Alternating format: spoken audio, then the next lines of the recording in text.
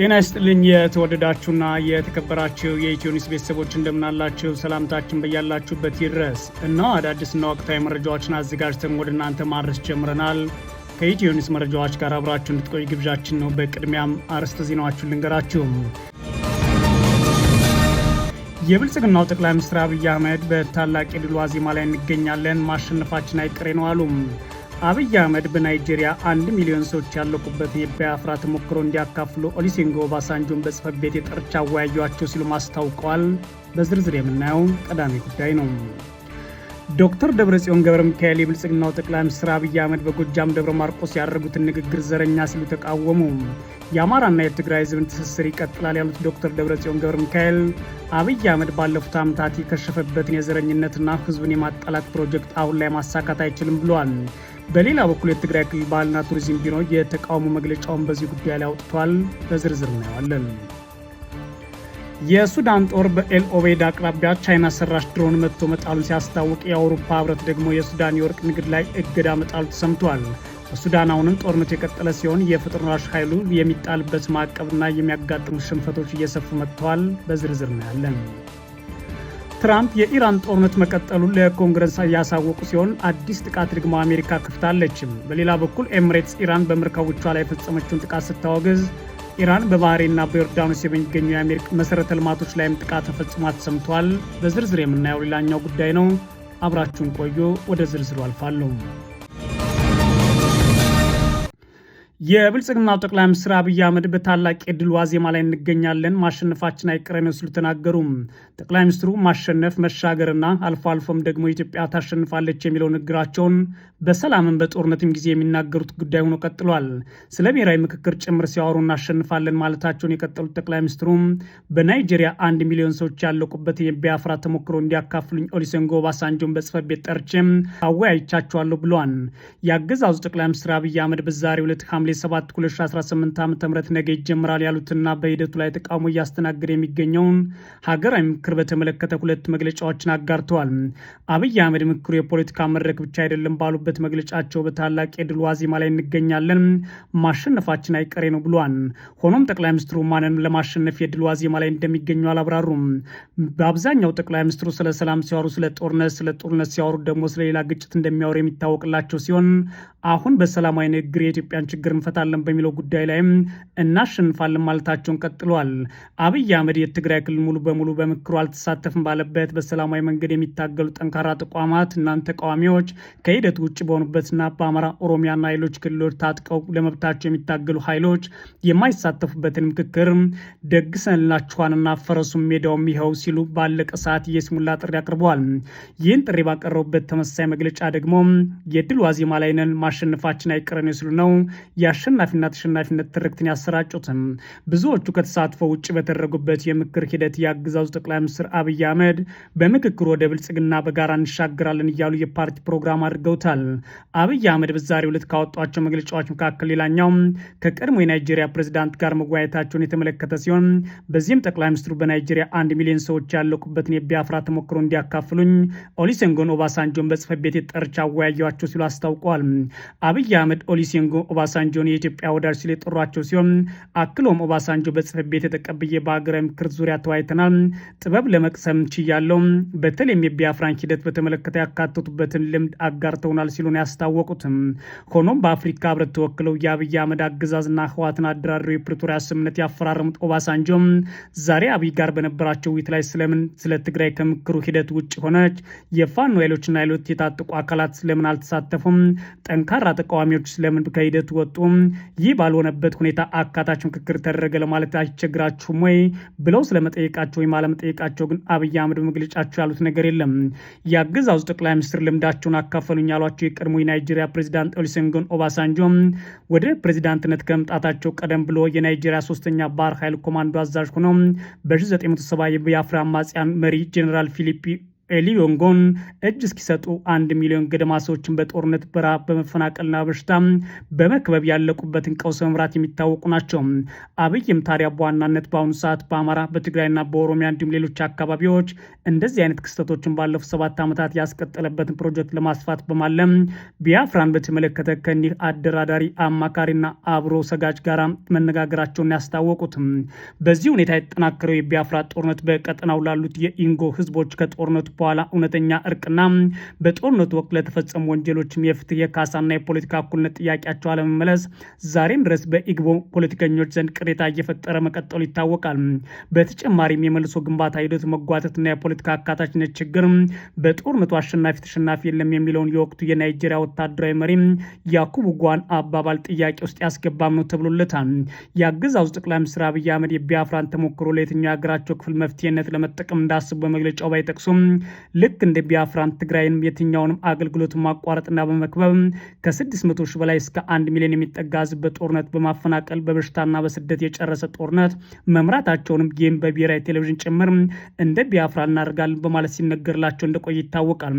በተጨማሪም አሁንም አድርገዋሉ ከሚሉት ምክክርና የትግራይና የአማራ ዋነኛ ኃይሎች ከተሳትፎ ውጭ በማድረግ ታላቅ የድል ዋዜማ ላይ ነን፣ ማሸነፋችን አይቀርም እያሉ ይገኛሉ። ዶክተር ደብረጽዮን ገብረ ሚካኤል የብልጽግናው ጠቅላይ ሚኒስትር አብይ አህመድ በጎጃም ደብረ ማርቆስ ያደረጉትን ንግግር ዘረኛ ሲሉ ተቃወሙ።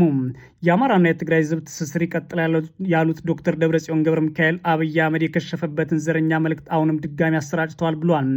በሌላ በኩል የትግራይ ክልል ባህልና ቱሪዝም ቢሮም ይህንን በተመለከተ ተቃውሞውን አውጥቷል። ቢሮው እንዲያውም አልፎ በ2013 በተመሳሳይ ወሎ ላይ አብይ አህመድ ወሎን ህዝብ ያፈናቀሉት በዋነኛነት አፄ ዮሐንስ ናቸው ሲሉ መናገራቸውን ጨምሮ በመጥቀስ ተቃውሟል። የብልጽግናው ጠቅላይ ሚኒስትር ሰሞኑን ደብረ ማርቆስ ተገኝተው አፄ ዮሐንስ በጎጃም ህዝብ ላይ የማይረሳ በደል አድርሰዋል ማለት ያስተላለፉትን መልእክት ነው አሁን ላይ ዶክተር ደብረጽዮን ገብረ ሚካኤልና የትግራይ ክልል ባህልና ቱሪዝም ቢሮ የተቃወሙት። አብይ በደብረ ማርቆስ በዋነኛነት ማስተላለፍ የፈለጉት ወቅቱን የተመለከተና በአማራና በትግራይ ህዝብ መካከል እየሰፈነ ያለውን ሰላም ለመረበሽ ያለመ ታሪክን የመከለስ ሂደትን የተመለከተ እንደነበር ይታወሳል። ይህ ህዝብ በአፄ ዮሐንስ ጊዜ በነበረ ሁኔታ ምን እንደደረሰበት ያውቃል። ይህንን መልእክት በማስመልከት ትግራይ ፕሬዚዳንት ዶክተር ደብረጽዮን በኩሉ የተሰጠው መልእክት ታዲያ የአብይ ንግግር ዘረኛ ነው ብሎታል። የክልሉ ፕሬዚዳንት መልእክት አፄ ዮሐንስን በተመለከተ አብይ የተናገሩት ሙሉ በሙሉ ተቀባይነት የለውም ከማለትም አልፎም በተለይም በህዝቦች መካከል ግጭትና ለመተማመን መፍጠር እንደ ቁልፍ የፖለቲካ መሳሪያ በመጠቀም በስልጣን ለመቆየት የተጉ አካላት ላለፉት ዓመታት የአማራና የትግራይ ህዝቦችን በማያባራ ግጭትና ቁርሾ ውስጥ ማስገባት ያልተደረገ ጥረትም ሆነ ያልተፈነቀለ ድንጋይ የለም ይላል ዶክተር ደብረጽዮን ገብረ ሚካኤል በመልእክታቸው። ጨምረውም እነዚህ በባህልና በታሪክ የተሳሰሩ ወንድማማች ህዝቦች ሁሉንም ውስብስብ የከፋፋዮች ሴራና ውሸት በማክሸፍ ወንድማዊ ትስስራቸውን አስቀጥለዋል ብሏል። ጨምረውም ይህ የአማራና የትግራይ ህዝብ ትስስር መደጋገፍ በሂደት ይበልጥ እየተጠናከረ እንደሚሄድ ምንም ጥርጥር የለውም የሚሉት ዶክተር ደብረጽዮን ገብረ ሚካኤል እነዚህን ህዝቦች ማጋጨት የስልጣን ዘመናቸውን ለማራዘም የሚጥሩ አካላት በጊዜያቸው ታላቅ ገድል በመፈጸም የህዝባቸውና ሀገራቸውን ክብርና ህልውና ያስቀጠሉ የትግራይ ጀግኖችን አመራርን ስም ጭምር በማጉደፍ አሁንም ሴራቸውን መሸረባቸውን ቀጥለዋል ብሏል። ፕሬዚዳንቱ ጨምረውም አሁን ግን ያ ሁሉ ውሸትና ቅጥፈት ጭምብሉ ተገፎ እውነተኛ ማንነቱ በግልጽ የታየ ይመስላል ያሉ ሲሆን ስለዚህ ጨው ለራስ እንደሚባለው ከእንግዲህ በኋላ በቅጥፈትና ማጭበርበር መቀጠል እንደማያዋጣ በመገንዘብ የሰላምና አማራጭ መንገድ መከተልና ህጋዊና ወቅታዊ ጥያቄዎችን መመለስ ያስፈልጋል ሲሉ አብይ አህመድ ተቃውመዋል። በሌላ በኩል የትግራይ ክልል ባህልና ቱሪዝም ቢሮ ባወጣው መግለጫ ይህን የአብይ አህመድ ንግግር በግልጽ ተቃውሞታል። አብይ አህመድ በደብረ ማርቆስ አውሮፕላን ማረፊያ የጎጃም ህዝብ በአፄ ዮሐንስ የደረሰበት ግፍ አይረሳም በማለት ታሪክን ለወቅታዊ ፖለቲካ ለመጠቀም የተናገሩትን ይህን የህዝብ ለህዝብ ትስስርን ለማበላሸት አልሞ የተነገረ አስጸያፊና ከመሪ የማይጠበቅ ነው ያለው የትግራይ ክልል ቱሪዝም ቢሮ በዚህም ደግሞ ሊታረምና ይቅርታ ሊጠየቅ ይገባል ጭምር ብሏል። ቢሮ በተመሳሳይ አብይ አህመድ በ2013 ዓ.ም አፄ ዮሐንስ የወሎን ህዝብ አፈናቀሉ ማለታቸውን አስታውሶ ጠቅላይ ሚኒስትር ተብሎ ከሚጠራ ሰው ይህ የሚጠበቅ አይደለም ብሏል። በዋናነት አብይ አህመድና ግብረ አበሮቹ የሚያደርጓቸው ንግግሮች ዘረኝነታቸውና ህዝብ ለህዝብን ለማተራመስ እንዲሁም ታሪክንና በሌሎች ህዝቦች ዘንድ ተቀባይነት ያላቸውን የአገሪቱ ነባር መሪዎችን ለማጠልሸት ማለም የሚደረጉ ናቸው ብለዋል። ባህልና ቱሪዝም ቢሮ ባወጣው መግለጫ ታሪኩ ነው እያለ ነገር ግን ለፖለቲካ ለመጠቀምና ህዝብን አስተሳስሮ ከማስቀጠል ይልቅ ህዝብን ለማለያየት ለመጠቀም የሚደረገው ጥረት ሁሉም ሰው ሊያወግዘው የሚገባና ይቅርታ የሚጠበቅበት ጉዳይ ነው ሲል አብይ አህመድን ተችቷል። የሱዳን ጦር በኤል ኦቤይድ አቅራቢያ ቻይና ሰራሽ ድሮን መጥቶ መጣሉን ሲያስታውቅ የአውሮፓ ህብረት ደግሞ የሱዳን የወርቅ ንግድ ላይ እገዳ መጣሉን አስታውቋል። የአውሮፓ ህብረት ምክር ቤት ሰኞ ዕለት የሱዳን የእርስ በርስ ጦርነት በገንዘብ እየደገፈ ነው ያለውን የሀገሪቱን የወርቅ ንግድ ላይ አዲስ እገዳ ጣለም። እገዳው መግዛት፣ ማስወጣት ወይም ከሱዳን የሚገኝ ወርቅ ማዘዋወር እንደሚያካትት ገልጿል። የአውሮፓ ህብረት በተጨማሪም የወርቅ ማዕድን ለማውጣት የሚያገለግሉ ወደ ሱዳን ሜርኩሪና ሲያናይድ መሸጥ፣ ማቅረብ፣ ማዘዋወር ወይም ደግሞ ማስገባትን አግጃለሁ ብሏል። የፈጥኖ ደራሽ ኃይሉ የሱዳን የተወሰኑ የወርቅ ማውጫዎች እንደሚቆጣጠርና ወደ ተባበሩት አረብ ኤምሬትስ እንደሚልክ ይነገራል። የሱዳን ጦር ኃይሎች እንደገና አረብ ኤምሬትስ የፈጥኖ ደራሽ ኃይሉን በመደገፍ በሱዳን ውስጥ የድሮን ጥቃቶችን በመፈጸም ይከሳታል።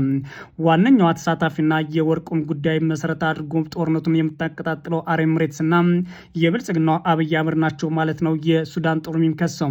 ዩናይትድ አረብ ኤምሬትስ ግን ውንጀላውን ስታስተባብል ቆይታለች። ያም ሆኖ በአሁኑ ሰዓት ወርቁን በተመለከተ የአውሮፓ ህብረት እገዳ በጣለ ሲሆን ማዕቀቡን አስቀምጧል። በሌላ በኩል የአውሮፓ ምክር ቤት በትላንትናው ዕለት በአጠቃላይ በፈጥኖ ደራሽ ኃይሉ ላይ ማዕቀብ እንዲጣልበት ለአውሮፓ ህብረት ማስተላለፉ ይታወቃል። ይህ በእንዲህ እንዳለ ሱዳን በአፍሪካ ወርቅ ላይ ከሆኑ ሀገራት መካከል ብትሆንም አሁንም ጦርነቱን ቀጥሏል። ወርቁ ግን እንዳይወጣ ተብሏል። የሱዳን መደበኛ ጦር ከፈጥኖ ደራሽ ኃይሎች ጋር የሚያደርገው ውጊያ በበረታበት በዚህ ወቅት በሰሜን ኮርዶፋን ግዛት በኤል ኦቤይድ ከተማ አቅራቢያ ዘመናዊ የቻይና ምርት የሆነችው ድሮን ተመታ መውደቋን የአልቡራን ጦር አስታውቋል። ጦሩ በአንድ ወር ውስጥ ተመሳሳይ ድሮን መጥቶ ሲጥል የአሁኑ ለሶስተኛ ጊዜ መሆኑ ተመልክቷል። የሱዳን መከላከያ ትላንት ሰኞ ባወጣው መግለጫ የአየር መከላከያ ስርዓቱ FH-95 የተሰኘች ስልታዊ ድሮን ከኤል ኦቤይድ በስተ ምዕራብ አቅራቢያ መጥቶ መጣሉን ገልጿል። ወታደራዊ ተቋሙ ድሮኗን የጠላት ሰው አልባ አውሮፕላን ሲል የገለጻ ሲሆን ስለ ኦፕሬሽኑ ዝርዝር ሁኔታ ግን ተጨማሪ አልሰጠም። እንደ ሱዳን ጦር ገለጻ ይህ በአንድ ወር ውስጥ የተመታች ሶስተኛዋ የኤችኤፍ-95 ድሮን ናት። የመጀመሪያ ድሮን በሰኔ 25 ቀን በዋይት ናይል ብሉ ግዛት በቴልዴቲ አካባቢ የተመታች ሲሆን ሌላኛዋ ደግሞ በሚቀጥለው ሳምንት ካርቱምን እና ሰሜን ኮርዶፋን የሚያገናኘው አውራ ጎዳና ላይ ተመታ መውደቋን አስታውቋል። እነዚህ አይነት ድሮኖች የቻይና ተሰሩ ሲሆን መካከለኛ ከፍታ ላይ ለረጅም ሰዓታት መብረር የሚችሉና ለኤሌክትሮኒክስ ውጊያም እንዲሁም ትክክለኛ ኢላማ ለማጥቃት የሚያገለግሉ ናቸው ተብሏል። የሱዳን ጦር እንዳለው ከሆነ የፈጥኖ ደራሽ ኃይሉ ድሮን ስልታዊ በሆኑ መሰረተ ልማቶች ላይ ጥቃት ለመሰንዘርና ለረጅም ርቀት ኦፕሬሽኖች እየተጠቀምባቸው ይገኛል ብሏል። ጦሩ አክሎም አርኤስኤፍ በካርቱም በዋይት ናይል እና በሰሜን ኮርዶፋን የሚገኙ የነዳጅ ማከማቻዎችን፣ የኃይል ማከፋፈያዎችንና የሲቪል መሰረተ ልማቶችን ለመምታት ድሮኖችን ጥቅም ላይ እየዋለ ነው ሲል ከሷል። የሱዳን ጦር ታጣቂ ቡድኑ በስትራቴጂካዊቷ ከተማ ኤል ኦቤይድ ዙሪያ ያለውን ኃይሉን እያሰባሰበ መሆኑን ደግሞ በአካባቢው ላይ የከፋ ግጭት ሊቀሰቀስ ይችላል የሚል ስጋት ፈጥሯል። ኤል ኦቤይድ የተለያዩ የኮርዶፋንና የዳርፉር ክፍሎች የሚያገናኝ ዋና የንግድና የሰብአዊ እርዳታ ማስተላለፊያ ማዕከል በመሆን የሚያገለግል ከተማ ነው። የሱዳን ጦር በአካባቢው ላይ የሚሰነዘር ማንኛውም መጠነ ሰፊ ጥቃት ለሰብአዊ እርዳታና ለመሰረታዊ ቁሶች የሚሆን የአቅርቦት መስመሮችን ያስተጓጉላል ማለት ማስጠንቀቁም ተዘግቧል። የአሜሪካ ፕሬዚዳንት ትራምፕ የኢራን ጦርነት መቀጠሉን ለኮንግረስ አባላት ሲያሳውቁ አሜሪካ አዲስ ጥቃት ከፍታለች። ኤምሬትስ ደግሞ ኢራን መርከቦቿ ላይ የፈጸመችውን ጥቃት አውግዛለች። ኢራን በአንጻሯ በባህሬንና በዮርዳኖስ የሚገኙ የአሜሪካ መሰረተ ልማቶች ላይ ጥቃት ፈጽሜያለሁ ብላለች። የአሜሪካ ፕሬዚዳንት ዶናልድ ትራምፕ ከኢራን ጋር የገቡት ጦርነት ከሰኔ 30 2018 ጀምሮ ዳግም መቀጠሉን ለኮንግረስ በደብዳቤ ማሳወቃቸውን ቢቢሲ ዘግቧል። በዚህ ደብዳቤ መሰረት ኮንግረሱ በኢራን ላይ ለሚፈጽመው ጥቃት ይሁንታ እስኪሰጣቸው ድረስ የ60 ቀናት ዕድሜ ይኖራቸዋል። ፕሬዚዳንቱ ምንም እንኳን አዳዲስ ጥቃቶች መፈጸማቸውን ቢቀጥሉም እንዲሁም በወደቦች ላይ ዳግም እገዳ ቢጥሉም አሁን ከቴህራን ጋር የገቡት የተኩስ አቁም ጦርነቱን የማስቀጠል እድል እንዳለው ገልጸዋል። የኢራን አብዮታዊ ዘብ በበኩሉ በዮርዳኖስ፣ ባህሬን እና ኩዌት የሚገኙ የአሜሪካ ወታደራዊ ኢላማዎችን መትቻለሁ ብሏል። እሁድ ዕለት በሆርሙዝ ወሽመጥ አካባቢ ዳግም ውጊያ መካሄዱ ተከትሎ የአሜሪካ ጦር በኢራን ላይ አዲስ ዙር ጥቃት ከፍቷል።